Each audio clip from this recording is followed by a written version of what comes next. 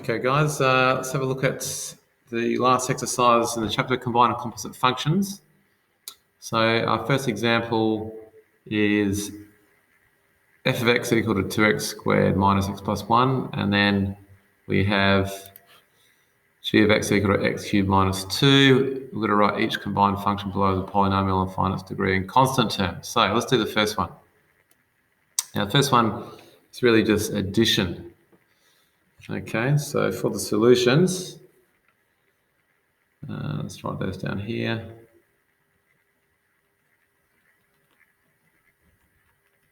Solutions. Okay, so for part A, you're simply going to take f of x, which is 2x squared minus x plus 1, and then you're going to add it to g of x. G of x is x cubed minus 2. Okay, so what does that give us? It'll give us y is equal to, now I'll take the highest power of 3 there as the first term, x cubed. Then we've got plus 2x squared, and then minus x, and the 1 and the minus 2 combined to give me minus 1. So there's the first one. Done. Now it does say what is the degree and the constant of the term. Well, you can see the degree is 3. Okay, there's 3 there. So degree equals 3. And the constant term is the term without any pronumeral, that's minus 1. Okay, let's look at part B now. Part B says work out f of x minus g of x. So it's going to be almost the same working out. So you'll have 2x squared minus x plus 1. And then you're going to subtract the other function. So subtract, make sure you put brackets here. So subtract x cubed minus 2. All right, and then that'll give you, well, let's do the first part, which is the expansion, 2x squared minus x plus 1 minus x cubed plus 2. We'll put the cubic term first, and then the squared term second. Then minus x, and then plus 3.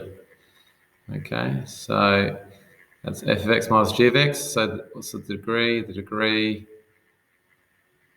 will be 3 because that's the highest power, and the constant term is different this time.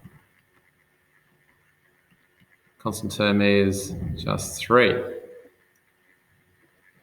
Okay, last of all, let's look at C. C, you've got to multiply the two functions together. So part C is f of x times g of x. So you're going to have y equals f of x.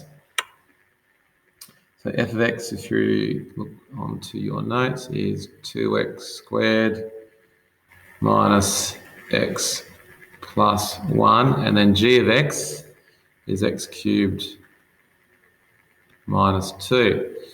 So let's expand the brackets. So we're going to start off with 2x squared times 2x cubed. That's 2x to the 5th.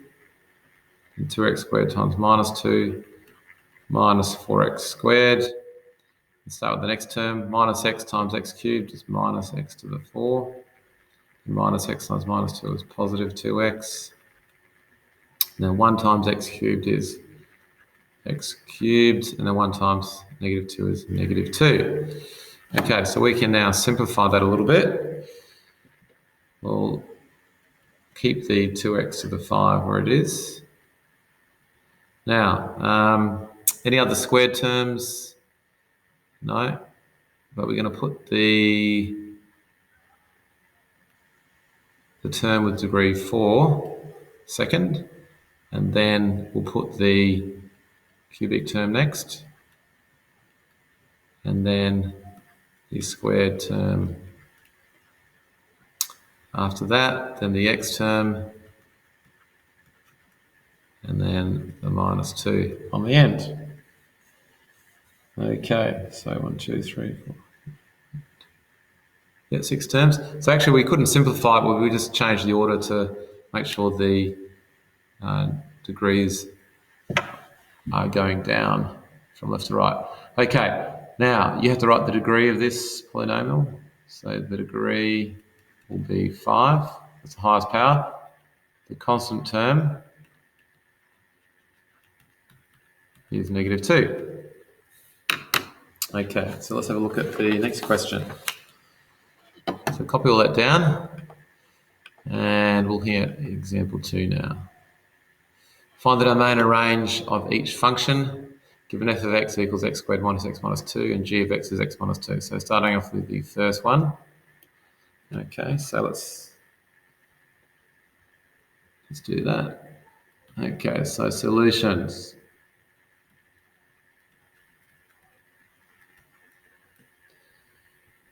All right, so for part A, part 1, let's look at that first. You've got to find the sum of the two functions. So you're going to take x squared minus x minus 2. You're going to add that to x minus 2. It's going to give you y is equal to x squared. Now minus x plus x goes to 0, and then you've got minus 4. Okay, so there's your function. It did say state the domain and range as well. So best way to do that is to do a quick little sketch of this. So this is just the parabola y equals x squared moved down 4 units. Okay. So that means the vertex is at 0, -4 on the y-axis. So there's the y-axis, here's the x-axis. Okay, so you're looking at the domain. Well, as you know, for a parabola, domain is all real x. All real x.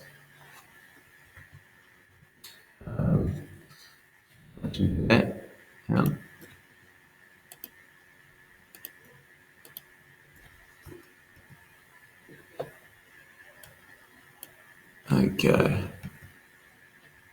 Won't seemingly delete. Okay, that'll go. All right, so all real x. Or the way we could write that is x can be anything from minus infinity to infinity. And the range, or the range is y is bigger than or equal to -4, or you could write it as square brackets this time, starting at -4, going to positive infinity.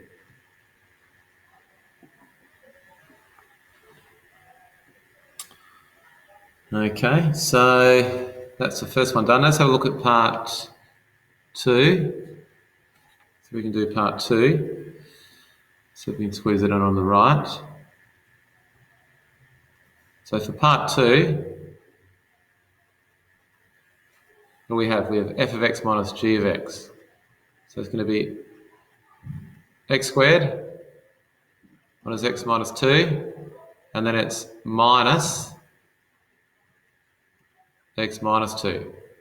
So it gives you y equals x squared minus x minus 2 minus x plus 2.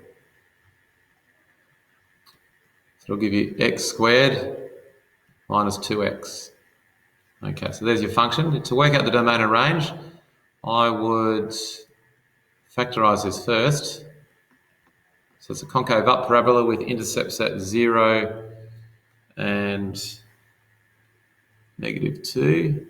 So obviously domain for that's going to be all real x.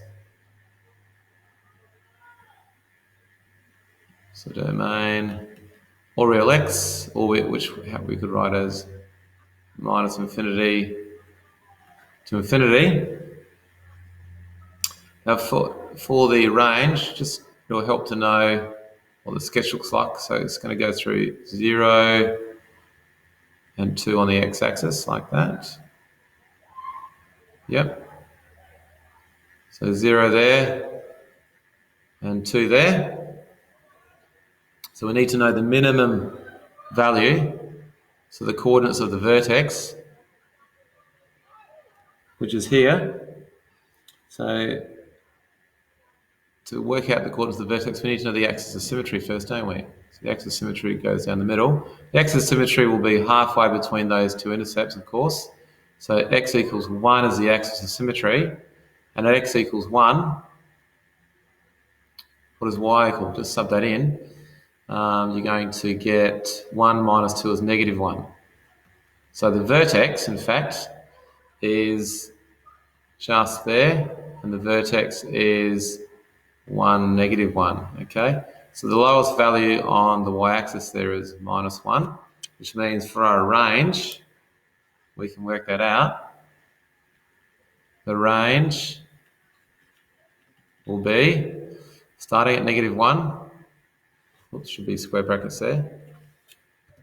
Starting at negative 1 and going to infinity, round brackets. Okay, now what about part C? Part C, let's have a look at that one. So for part C, let's change colours here for a minute. So part C, sorry, part 3 that is, part 3. Now, part 3 is the multiplication of those two functions. So that means you're going to have x squared minus x minus 2 times x minus 2. Okay, so that's going to give me x cubed minus 2x squared minus x squared plus 2x and minus 2x and plus 4. Okay, that will simplify. So x cubed minus 3x squared and then plus 4. Okay, so there's my cubic. Now straight away, without too much thinking, we can say the domain will be all real x. Right, so minus infinity to infinity. Okay. Now for the range,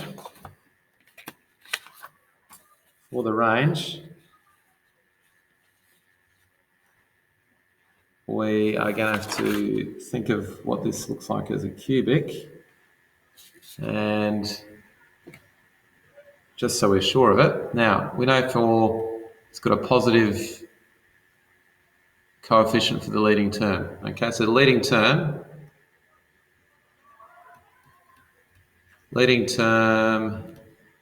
is 1x cubed, so positive coefficient. So we know then that it starts in the third quadrant and finishes in the first. And not sure of the intercepts, but it's probably going to go something like this. That's a possibility. Either way, you can see that the range for the cubic is minus infinity to infinity. So the range, there is no minimum value. So minus infinity to infinity. Okay, so let's have a look at part B then. Part B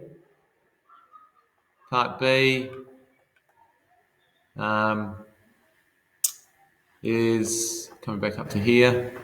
Find the domain and range of, the domain of f of x over g of x. So let's do that one underneath here. So let's just change colours. So on your sheet there, we can write down B that f of x, which is x cubed plus 1. Okay, just fix that 3 up there. X cubed plus 1, and it's over g of x. G of x is x squared minus x minus 6. Okay, so there's my function. Just says find the domain. Now, let's have a look at this. I know that I cannot have a zero denominator. Okay, I cannot have a zero denominator. So that means I'm going to solve this equation, x squared minus 6 equal to 0. So I want to find out where the x values can't be. Okay, so let's factorize that. So you're going to get x, 3, and 2, minus and positive. So x cannot be minus 2, and it cannot be 3. So one way of writing this, because I know that x equals minus 2 and x equals 3 gives me a zero denominator, which makes this undefined. It's divided by 0 is undefined. Here's one way I could write the domain.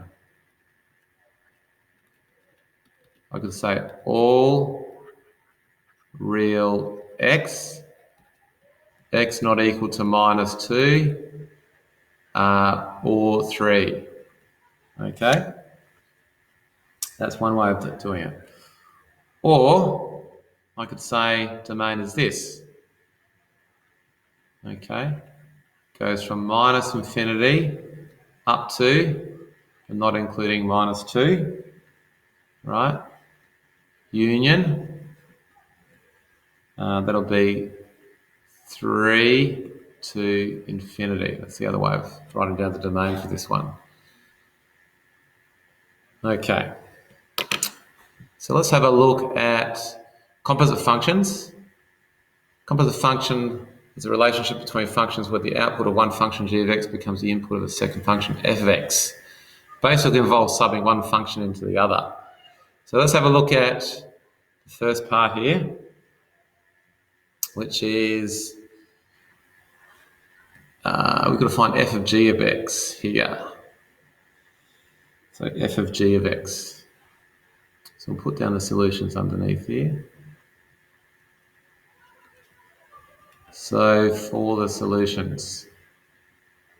Okay, so starting off with A part 1. Okay, so A part 1. Okay, so we got f of g of x. Now that basically means everywhere I see x, because x used to be here, didn't it? X used to be in there. So actually I might set it out differently. I might start off with x first. Okay, so let's start off with x. So f of x is equal to x squared. So f of g of x means everywhere I see the x, I put g of x. So I'll put g of x where the x is. I'm going to have to keep the squared there as well. There it is.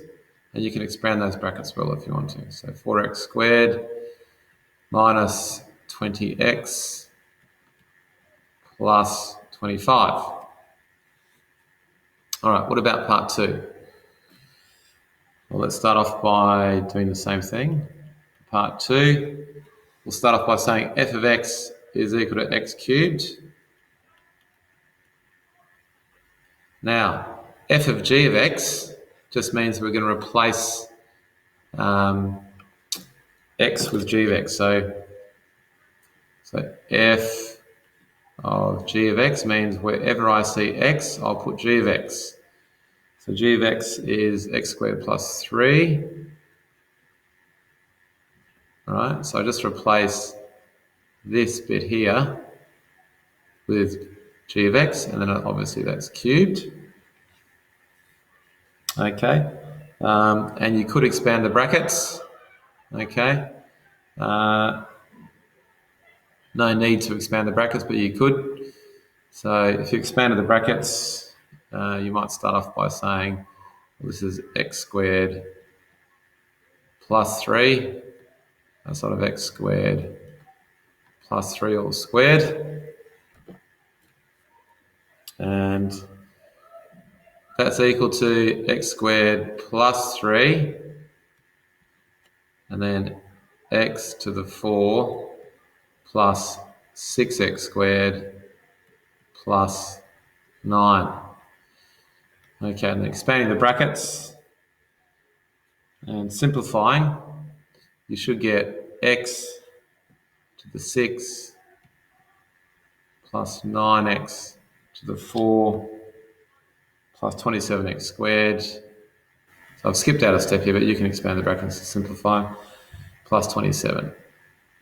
Okay. But that step there is unnecessary. Once you've done that, unless it says expand, you can stop there and just leave it as the brackets. Part 3. Okay, part 3. So what do they tell you f of x is? Part 3, f of x is 5x minus 3. So f of g of x, use square brackets if you want, means where I see x, I put g of x. So 5 brackets x cubed plus 2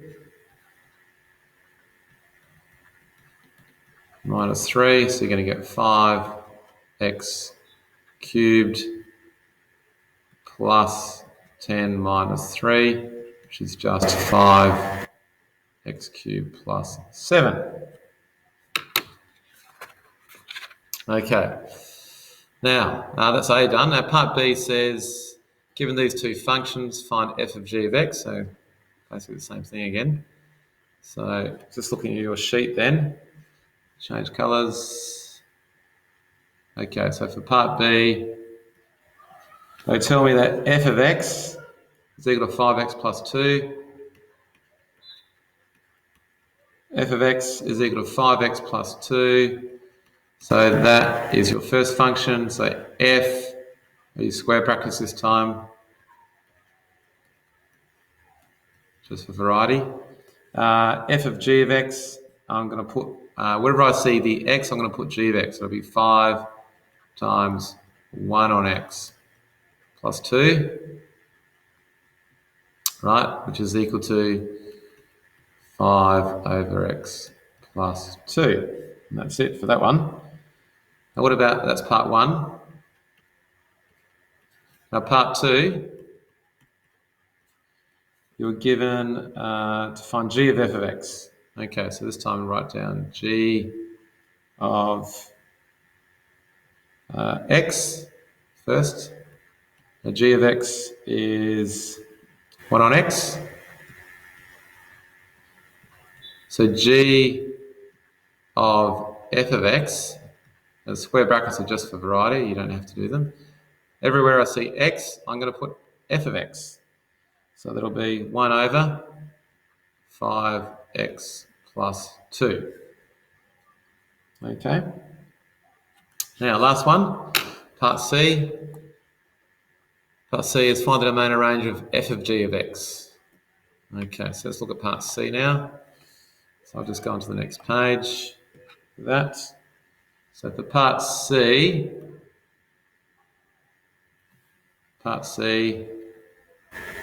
what do you have?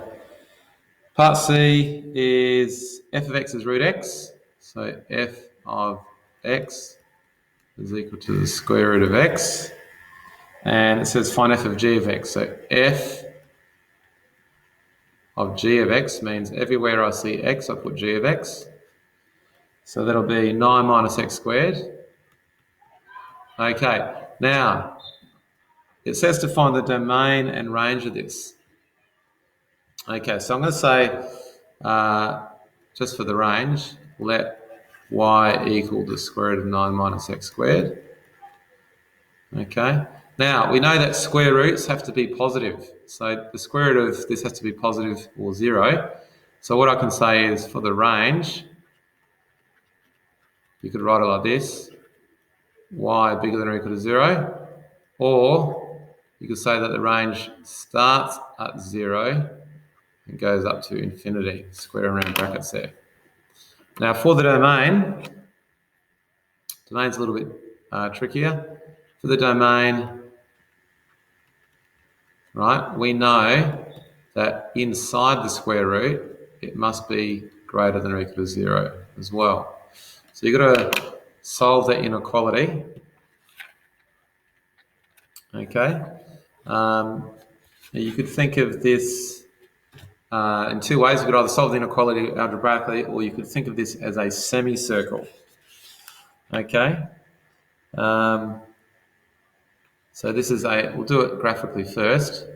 So semicircle above the x-axis, the radius of 3.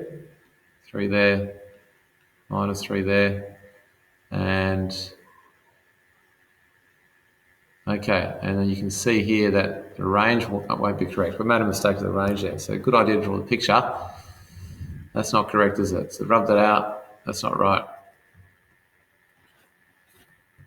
Okay. You can see that the range will be between 3 and 0. Okay. Or we could write it like this. Range will go from 0 to 3 inclusive. For the domain, you can see that we'll do that algebraically in a minute. For the domain, that will be x less than or equal to 3, bigger than or equal to minus 3. Or you could say that x goes from minus 3 to 3. Okay. All right. Now, the algebraic solution. How would you do the algebraic solution to find the domain? Well, you'd have to solve this. The algebraic solution would be to get the possible x values. Now that's 3 minus x, 3 plus x, which is bigger than or equal to 0. And if you were to sketch that as a parabola, be concave down, going through 3 and minus 3. Okay? So minus 3 there and 3 there. So this is saying when is the parabola positive? In other words, when is it above the x-axis? So you can tell here that it's below the x-axis, so the y values are negative here, then positive, and then negative. So we only get positive values between -3 and 3, and we only get 0 at -3 and 3. So that means the domain would be x less than or equal to 3, bigger than or equal to minus 3. So algebraically, that's how you would solve that.